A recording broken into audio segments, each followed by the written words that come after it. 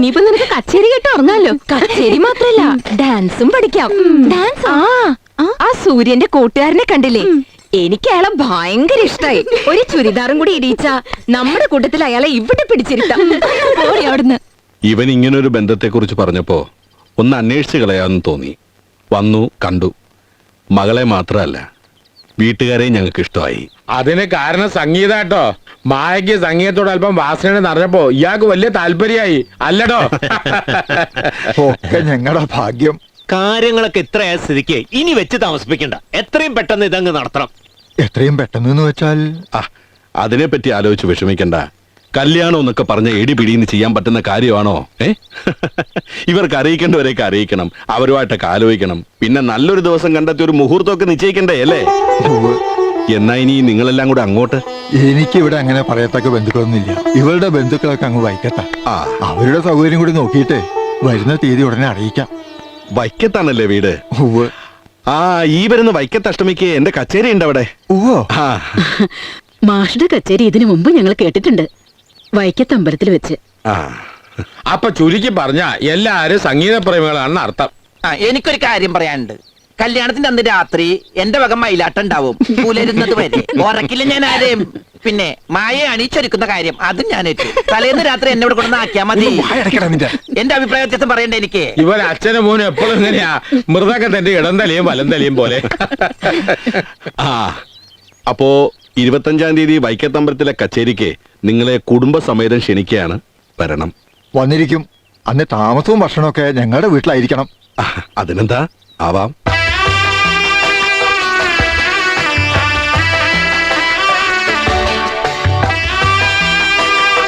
താഴോട്ട് നോക്കില്ല, നേരെ മുന്നോട്ട്.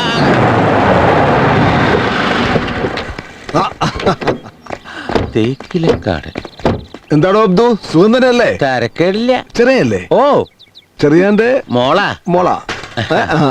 എന്താ പേര്? മരിയ. മരിയ. വരി, അകത്തേക്കിരിക്കാം. അങ്കിൾ എന്താ ഈ വഴിക്ക്? ഇത് തിരുവമ്പാടിപ്പള്ളി പെരുന്നാളല്ലേ? ഈ വീടിന് മുന്നിൽ കൂടെ പോയപ്പോ ഒന്ന് കയറാമെന്ന് കരുതി. കാലം കുറെ ആയില്ലേ ഇങ്ങോട്ടൊക്കെ വന്നിട്ട്. സുഖം തന്നെയല്ലേ മോളെ? അതെ അതെ, കുടിക്കാൻ എന്തെങ്കിലും എടുക്കട്ടെ? ഒന്നും വേണ്ട. അബ്ദുക്കായിരിക്കേ. ആയിക്കോട്ടെ. ഡൽഹിയിൽ നിന്നലെ നമ്മുടെ ഹൈക്കമാൻഡ് മുത്തച്ഛൻ പട്ടേൽജി വന്നപ്പോ മോനെ കണ്ടില്ല. ഒരു സെക്രട്ടേറിയറ്റ് മാർച്ച് ഉണ്ടായിരുന്നു. പ്രശ്നം കുടിവെള്ളം തന്നെ. ഞാനതൊക്കെ മറന്നു.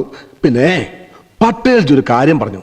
ഇത്തവണ ഭരണം തിരിച്ചു പിടിച്ചില്ലെങ്കിൽ അത് നമ്മുടെ പാർട്ടിയുടെ നിലനിൽപ്പിനെ തന്നെ ബാധിക്കുമെന്ന്. സത്യത്തിൽ ഈ പ്രതിപക്ഷത്തിരുന്ന് മടുത്തു. എനിക്ക് പ്രധാനപ്പെട്ടൊരു കാര്യം സംസാരിക്കാനുണ്ട്. മറ്റൊന്നുമല്ല,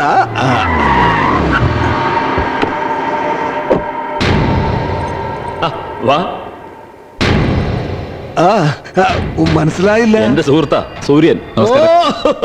ഞാനും എന്റെ അപ്പന്റെ പഴയ സുഹൃത്താ, തേക്കിലക്കാടൻ. അറിയാം, സൈമൺ തേക്കിലക്കാടൻ അല്ലേ?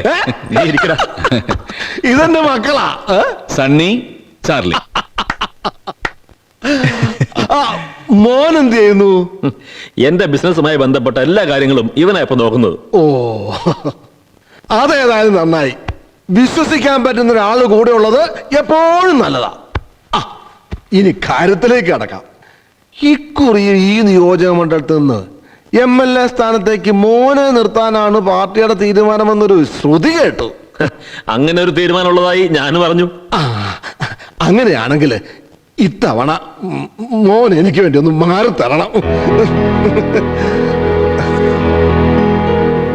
ഇവനും കുറെ കാലമായില്ലേ പാർട്ടിക്ക് വേണ്ടി ഇങ്ങനെ രാപകമില്ലാതെ ഓടി നടക്കുന്നു. ഇപ്രാവശ്യം നീ ഇവനെ ഒന്ന് സപ്പോർട്ട് ചെയ്യണം. എനിക്ക് ഈ സ്ഥാനമാനങ്ങളോടൊന്നും വലിയ താല്പര്യമില്ല. ഞാൻ മാറിത്തരാം. പക്ഷെ പാർട്ടി അംഗീകരിക്കുവോ? അതെല്ലാം ഞാൻ ഏറ്റു. മോന്റെ ഒരു ഉറപ്പ് മാത്രം കിട്ടിയാ മതി. ശരി, അങ്കിൾ ഒരു കാര്യം പറഞ്ഞിട്ട് അത് അവഗണിച്ചൊന്നും വരരുത്. ഞാൻ ഒഴിഞ്ഞു തരാം. കണ്ടോടാ, ഇതാ സ്നേഹം. ഇവന്റെ അപ്പനും ഞാനും തമ്മില് ഒരു പാത്രത്തിൽ ഉണ്ട് കഴിഞ്ഞവരാ. നാളെ നിങ്ങളെ സഹോദരന്മാർ തമ്മിലും അങ്ങനെ തന്നെ വേണം. ഈ കച്ചവടത്തില് ഞങ്ങൾക്കുള്ള ലാഭം മനസ്സിലായില്ല. നഷ്ടക്കച്ചവടം ഞങ്ങൾ നടത്താറില്ല. നല്ല കാര്യം, അങ്ങനെ പാടുള്ളൂ. അല്ല, എത്രയാ ഉദ്ദേശിക്കുന്നേ? അത് തൽക്കാലം ഒരു 5 കോടി. അല്ല, തുക നമുക്ക് പിന്നീട് ഫൈനലൈസ് ചെയ്യാം. ഇനി സമയമുണ്ടല്ലോ. അഡ്വാൻസ് 5 കോടിയോ? ആ, ഇതൊക്കെ സാറുമാർ അധികാരത്തിൽ കയറിയ 2 മണിക്കൂർ കൊണ്ട് ഉണ്ടാക്കാവുന്നല്ലേ ഉള്ളൂ.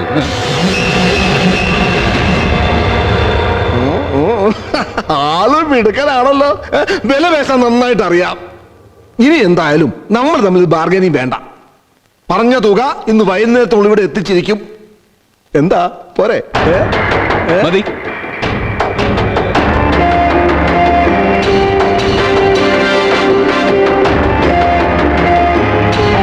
പാർട്ടിക്ക് ഭരണം തിരിച്ചുപിടിക്കേണ്ടത് അത്യാവശ്യമാണ്.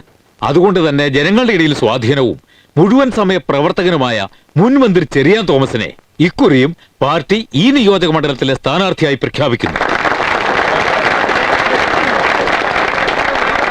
ഞാനതിനെ പിന്താങ്ങും. ഈ തീരുമാനം പുനഃപരിശോധിക്കണം.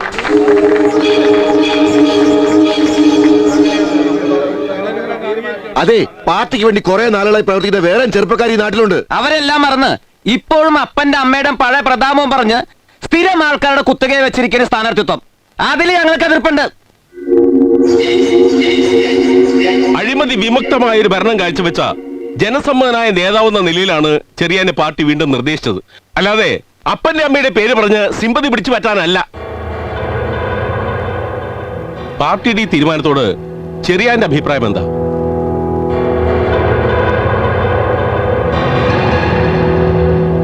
പാർട്ടി എന്നെ സ്ഥാനാർത്ഥിയായി നിർദ്ദേശിച്ചിരിക്കുന്ന ഈ സന്ദർഭത്തിൽ ഒരെളിയ പ്രവർത്തകൻ എന്ന നിലയ്ക്ക് പാർട്ടിയുടെ ഈ തീരുമാനം ഞാൻ അംഗീകരിക്കുന്നു.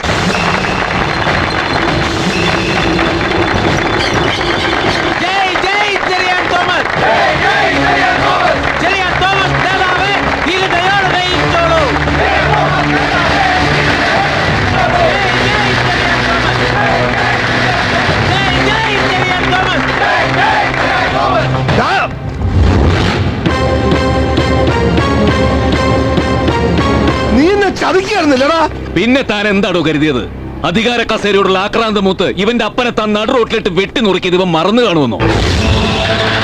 ഇല്ല തേക്കിലക്കാടാ, ഞാൻ കളി തുടങ്ങിയിട്ടേ ഉള്ളൂ. നിന്റെയൊക്കെ താഴെ പേര് ഞാൻ പിഴുതെടുക്കും. ഇല്ലടാ, അതിനു മുന്നേ നിന്നെ അരിഞ്ഞു വീഴ്ത്താൻ ഈ തേക്കിലക്കാരന് അറിയാം. പണ്ട് നിന്റെ അപ്പന്റെ പണ്ടത്തിൽ താഴ്ത്തിയ അതേ കത്തി ഇന്നും ഒട്ടും മൂസമാകാതെ ഞാൻ സൂക്ഷിച്ചു വെച്ചിട്ടുണ്ട്. അതെന്നെ കൊണ്ട് വീണ്ടും എടുപ്പിക്കരുത് നീ.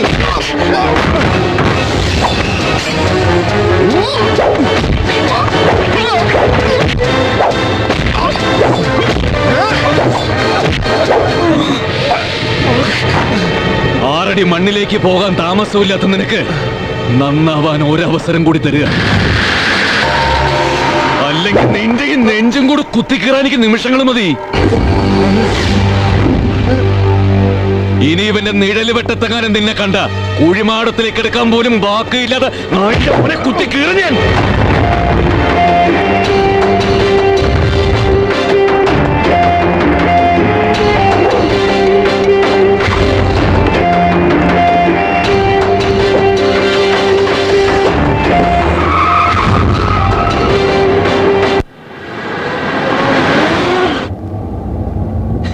തേക്കിലക്കാരനും ഗ്രൂപ്പ് മാഞ്ഞു പിടിക്കുന്നുണ്ട്. പക്ഷെ എനിക്ക് ഉറപ്പാ കഴിഞ്ഞ പ്രാവശ്യത്തെക്കാളും ഒരു 10-30,000 വോട്ടിന്റെ ഭൂരിപക്ഷം നമുക്കുണ്ടാകുന്നു.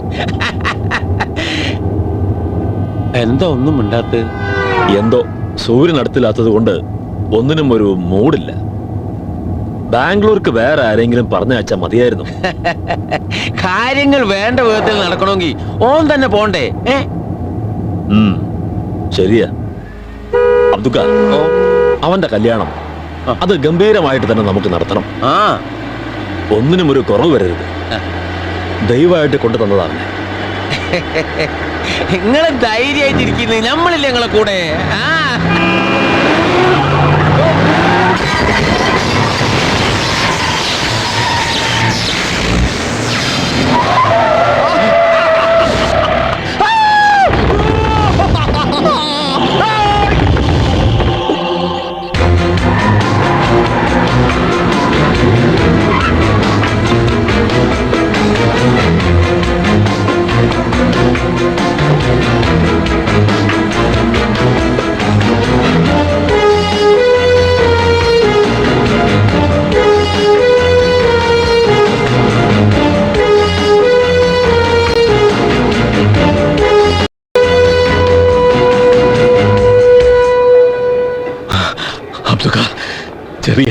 ഓപ്പറേഷൻ തിയേറ്ററിൽ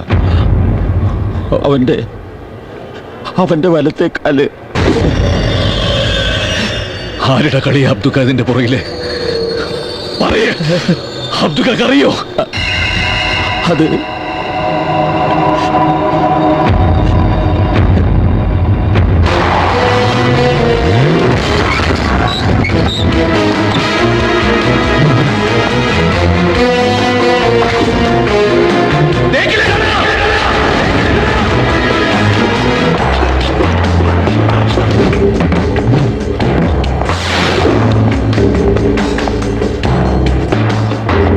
നിന്റെ ചിഹ്നം വിളി കേട്ടു, പ്രതീക്ഷിച്ചിരിക്കുകയായിരുന്നു ഞാൻ.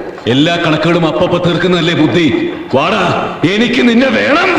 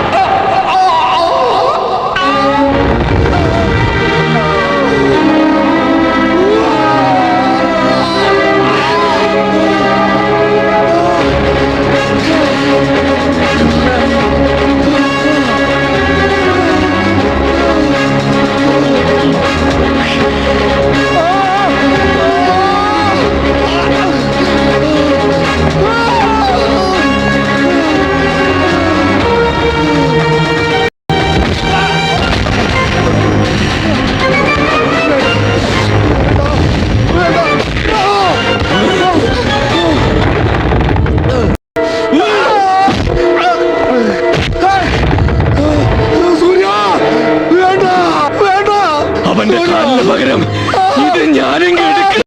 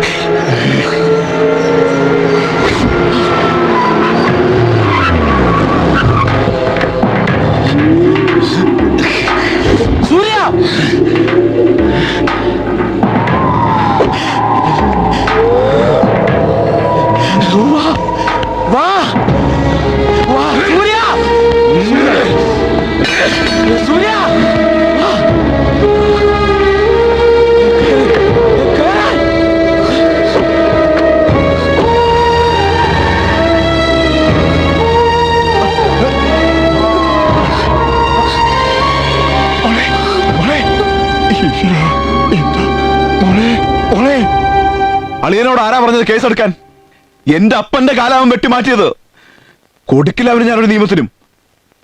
ഈ കാണിക്കുന്ന എടുത്തിയാട്ട പിന്നെ താൻ എന്താണ് വക്കീലെ പറയുന്നത്? ഞാൻ പറയുന്ന നിയമമാണ്. നിയമം മജിസ്ട്രേറ്റിന് മുന്നിൽ നേരിട്ട് അവൻ ജാമ്യം എടുത്തേക്കുന്നത്.